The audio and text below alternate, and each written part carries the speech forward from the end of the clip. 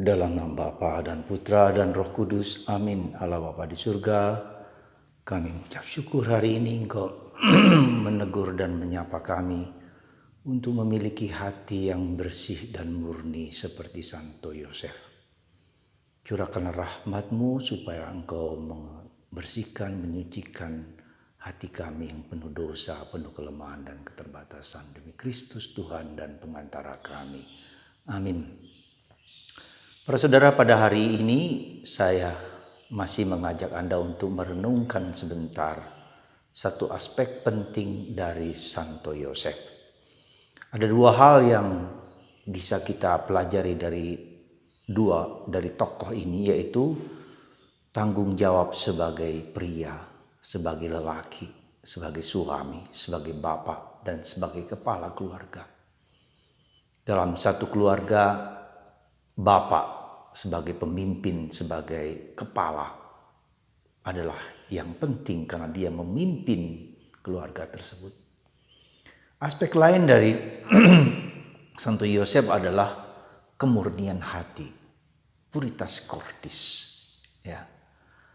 Nah, saudaraku terkasih dalam Kristus, sengaja pada pagi hari ini saya mengajak Anda untuk melihat kapel saya. Bukan karena kapelnya, tetapi kemarin saya mendapat hadiah dari Bunda Maria, yaitu Bunda Maria mengirim kepada saya bunga krisan warna putih. Maka saya coba kapel ini dengan nuansa putih. Bunda Maria mengirim krisan putih ini untuk suaminya Yosef. Dia bergembira, dia bangga, dia bersuka cita karena Yosef dirayakan pada hari ini. Saudaraku yang terkasih, warna putih adalah warna kemurnian, warna kebersihan. Karena itulah maka saya mau mengajak Anda untuk merenungkan sebentar aspek kemurnian hati. Karena ini merupakan aspek penting di dalam penghayatan kita, penghayatan iman kita. Ya, kenapa penting? Yesus mengatakan, berbahagialah mereka yang murni hatinya, karena mereka akan melihat Allah. Saudaraku yang terkasih dalam Kristus, kemurnian hati. Apakah mungkin kita memiliki hati yang murni, yang bersih sama sekali? Ya, sesuatu yang sangat tidak mudah. Kalau kita perhatikan, kita bandingkan katakanlah Bunda Maria dengan Yosef, agak beda sedikit. Ya, dalam arti bahwa Bunda Maria dikandung tanpa noda. Ya, sejak awal ia dilindungi supaya hatinya bersih, murni, tidak boleh ada noda sama sekali dalam hatinya. Karena itulah maka Bunda Maria ketika mendapat kabar dari malaikat Tuhan, dia tidak banyak atau tidak ada keraguan sedikit pun. Dia hanya mengatakan fiat voluntas tua. Terjadilah padaku menurut perkataanmu. Ya. Itulah kemurnian hati. Jadi kemurnian hati itu orang yang totalitas kepada Tuhan. Fokusnya kepada Allah. Kehendak Allah, kebaikan Allah, kemurnian Allah. Nah, kita manusia termasuk Yosef tidak seperti Bunda Maria. Yosef, ya, kita punya dosa asal, dosa yang berasal dari orang tua kita. Kita hadir karena keinginan bapak dan ibu kita. Dengan segala nafsu, dengan segala kekurangan, dengan segala keterbatasan. Nah, disitulah Yosef dan kita semua seperti itu. Maka ketika Yosef tahu bahwa Maria istrinya mengandung, ya dia punya apa? Ada keraguan.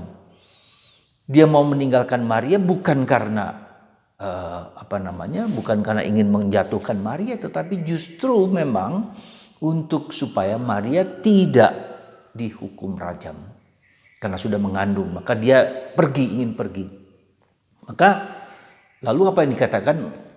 Ada keraguan, ada ketidakpastian, ada pergulatan dalam hatinya, ya. Dan ia ingin melepaskan tanggung jawab itu. Maka malaikat datang kepada dia meneguhkan, ambil Maria menjadi istrimu. Ya, jadi ada semacam pergulatan, ada semacam diam, dia merenung, bertanya apa maksudnya.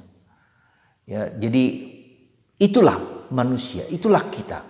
Ya, maka dia diam dan hening itu bukan karena dia tidak tahu, tapi dia merenung, dia berpikir, dia menyelami, memahami.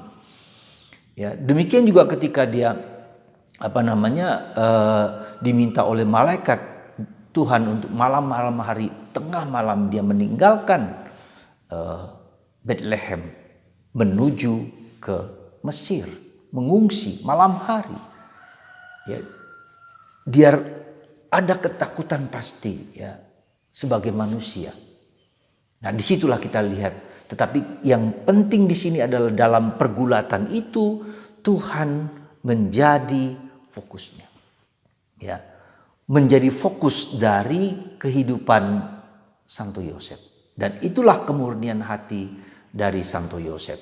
Ya, kemurnian hati Santo Yosef, kemurnian berarti dia atau kita semua mau menjadikan kehendak Allah di atas segala sesuatu, di atas segala ketakutan, di atas segala kecemasan, di atas segala kerapuhan-kerapuhan kita. Saudaraku yang terkasih dalam Kristus, mungkinkah kita memiliki kemurnian hati seperti Bunda Maria atau seperti Santo Yosef? Ya, mungkin mendekatilah, ya, tidak bisa 100% seperti beliau. Nah, apa yang harus kita lakukan supaya kita memiliki kemurnian hati? Saudaraku yang terkasih dalam Kristus, ketika kita pertemuan antara sperma dan indung telur dari bapak dan ibu kita menyatu, maka segala pengalaman-pengalaman ibu itu meresap di dalam bawah sadar sang bayi, sang anak. Entah itu positif, entah itu negatif, memasuki hati bawah sadar kita semua. Nah, bawah sadar sampai seterusnya berkembang sampai sekarang pun, ya, terutama antara 0 tahun sampai 7 tahun, itu masuk dalam bawah sadar kita. Yang positif, yang negatif, termasuk luka batin, termasuk suara hati, termasuk luka-luka, termasuk segi posisi, potensi-potensi, talenta kita, bakat kita ada di dalam bawah sadar kita. Nah, saudaraku yang terkasih dalam Kristus, ketika kita memiliki bawah sadar kita menjadi bawah sadar yang murni, yang bersih, atau yang katakanlah mendekati positif, maka itu akan menjadi suatu kekuatan bagi kita untuk bisa menjawab ya, dengan totalitas. Ya. Tetapi ketika dosa kita, kelemahan kita di masa lalu kita, maka muncul ketakutan, keraguan, ketidakpastian. Maka kita lihat dalam Nabi Zakaria ketika dia mengatakan bahwa istrinya Elizabeth mengandung, maka apa yang dia lakukan? Dia bertanya, mungkinkah itu terjadi padaku? Ya, seperti itu. Jadi juga ketika Sarah, istri dari Abraham, bahwa dia akan mengandung dan tahun depan dia akan melahirkan, dia tertawa. Dan itu pula pada kita. Seringkali ada hambatan-hambatan, seringkali ada ketakutan-ketakutan, seringkali ada kecemasan-kecemasan, seringkali ada ketidakpastian yang menghantui kita. Sehingga kita merasa tidak pantas, sehingga kita merasa takut, sehingga kita merasa cemas. Nah, itulah sebetulnya pergulatan kita, saudaraku terkasih. Karena kita menyandarkan diri kepada diri kita sendiri, kita mengontrol hidup kita. Ya, kita mengontrol hidup kita dengan segala kemampuan kita. Dan ketika kita melihat diri kita, kita tahu siapa kita, maka itu membuat ketakutan, kecemasan, dan ketidakpastian. Nah, saudaraku yang terkasih dalam Kristus, beriman berarti apa? Beriman berarti kita melepaskan kontrol kita atas kehidupan. Kita mempersembahkan diri kita kepada Tuhan, Tuhan yang mengontrol hidup kita. Dan itulah yang perjuangan dan pergulatan kita adalah kontrol. Ya, kontrol, sekali lagi kontrol. Kita ingin segala sesuatu sesuai dengan apa yang kita inginkan. Dan ketika tidak sesuai, maka kita kecewa, kita marah, kita benci, kita dendam, dan seterusnya. Nah, maka saudaraku terkasih, bagaimana caranya supaya kita lepas, atau bukan lepas, tapi mengalihkan fokus kita tidak kepada diri sendiri, tapi kepada Allah. Yang mengontrol kehidupan kita adalah Allah sendiri. Dan itulah yang terjadi pada Yosef. Ya. Kemurnian hati adalah membiarkan Tuhan mengontrol diriku, mengontrol hidupku, mengontrol persembahan diriku, segala sesuatu. Nah, bagaimana caranya kita belajar membuat hidup kita dikontrol oleh Tuhan.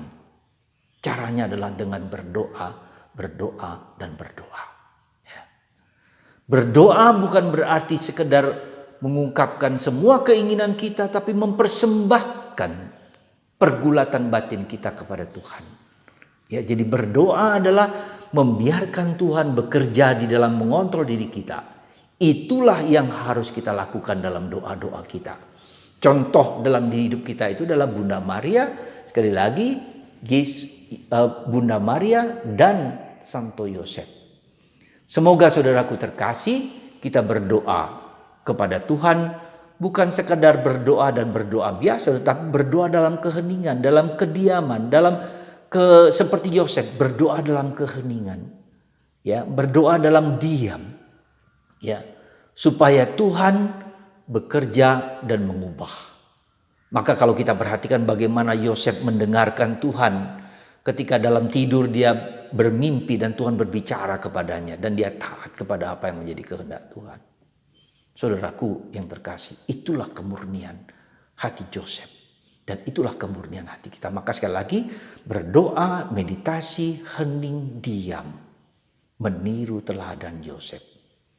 Ya, ketika ada pergulatan batin, keraguan, ketidakpastian, kita persembahkan kepada Tuhan. Kita persembahkan kepada lewat Bunda Maria, lewat Santo Yosef kepada Tuhan, kepada hati kudus Yesus.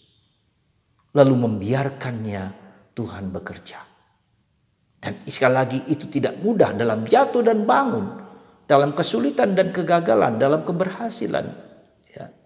Maka saudaraku terkasih, mari saya ajak Anda sekali lagi meluangkan waktu 15 menit setiap hari. Supaya kita belajar memfokuskan tidak kepada diri kita sendiri, tetapi kepada Tuhan. Fokus kontrol kepada Tuhan. Kata kontrol ini penting. Supaya kita belajar melepaskan segala sesuatu. Maka ketika akhir hidup kita, ya kita melepaskan segala sesuatu dan mengizinkan Tuhan untuk menguasai kita. Maka pada saat-saat terakhir hidup Yesus, ya Bapa, kuserahkan diriku kepadamu. Itulah ya cara kita untuk menjadi bahagia, melepaskan segala sesuatu kepada Tuhan. Semoga Tuhan menguatkan kita, meneguhkan kita, mencontoh Yosef dalam hidup kita. Tuhan memberkati Anda semua, supaya kita belajar tidak mengontrol kehidupan, tapi membiarkan Tuhan bekerja seperti Yosef. Tuhan memberkati Anda, istri, suami, anak-anak, cucu, cicit, dan siapapun juga yang Anda cintai dalam nama Bapa dan Putra dan Roh Kudus. Amin.